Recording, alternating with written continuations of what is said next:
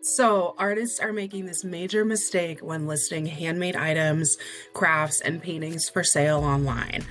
And I was definitely a culprit of this as well. And I noticed that my sales were suffering tremendously.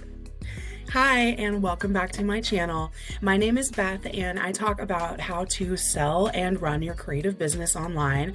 I am an artist selling handmade crafts and goods on platforms like Etsy, and I am also a reseller selling items that I thrift, find, and upcycle on a site called Poshmark.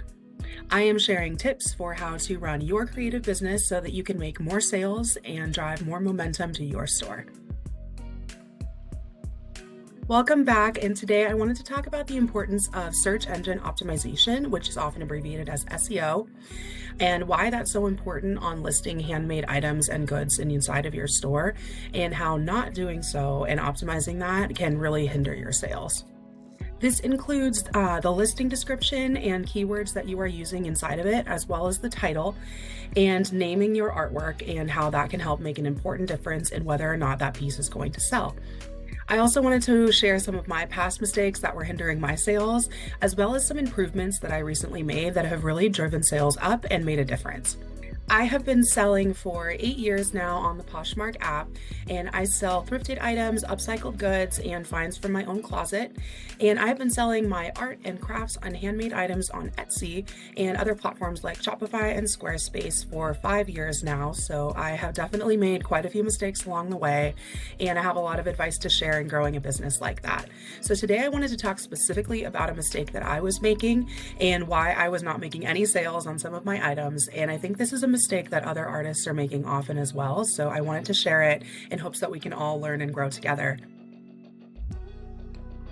Artists are creatives, and we often choose creative titles for our artwork, and that's a big mistake when you go to list it online, since that title is not the title that you should put in your listing description. It's the title that you can give to your artwork, and that will show what it's about and what you've named it as the artist.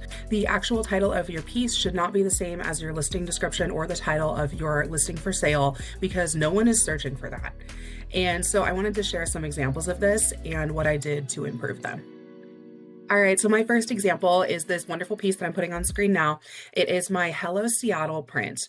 And this is a piece that I actually named Hello Seattle. I'm from Seattle, and I wanted to just paint the beautiful little cityscape that reminded me of home. But I put this up for sale on my Etsy, and it didn't sell for months, like months and months, probably close to a year.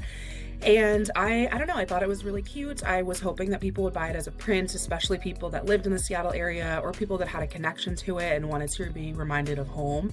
So I really wasn't understanding why I was getting no traction on this listing, like barely even any views. And so I actually did some keyword research on it. I just kind of typed in things that I was looking for if I were to be finding a piece of art about Seattle, if I was purchasing that for my own home.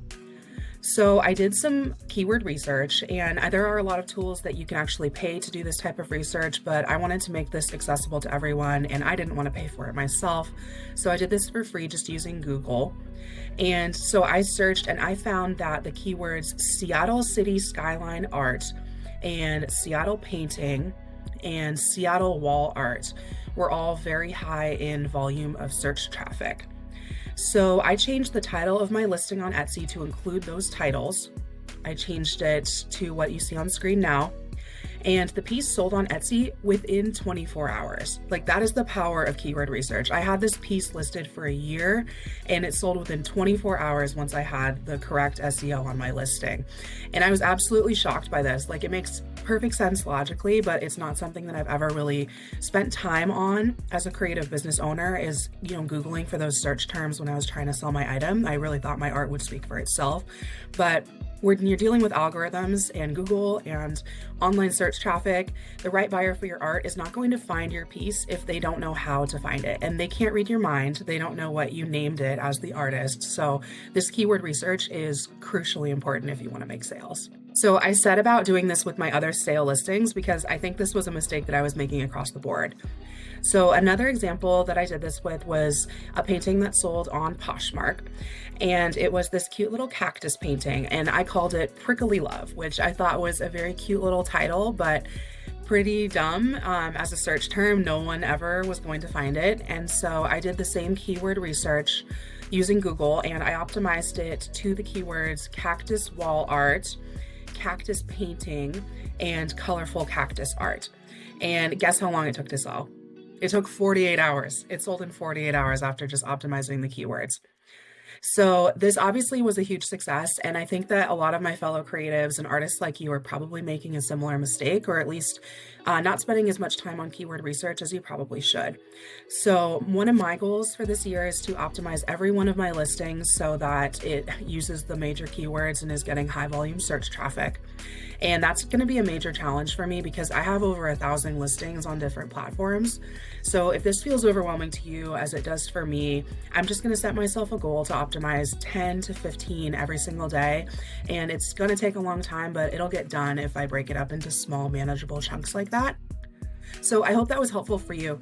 I just wanted to share my story and showcase the power of search engine optimization and what it did for my art listings and handmade items and how quickly they sold after I implemented those changes. So thank you so much for sharing this time with me. Let me know in the comments below what efforts you put into SEO and how that's made an impact in your business. And then take a look at what's on screen to find where you can buy my work. You can see my Etsy shop, you can see my Poshmark closet, and check out the links in the description box for how to get in contact with me. I look forward to giving you more tips on growing your creative business, and please subscribe, give it a like, share with your friends, and I will see you soon.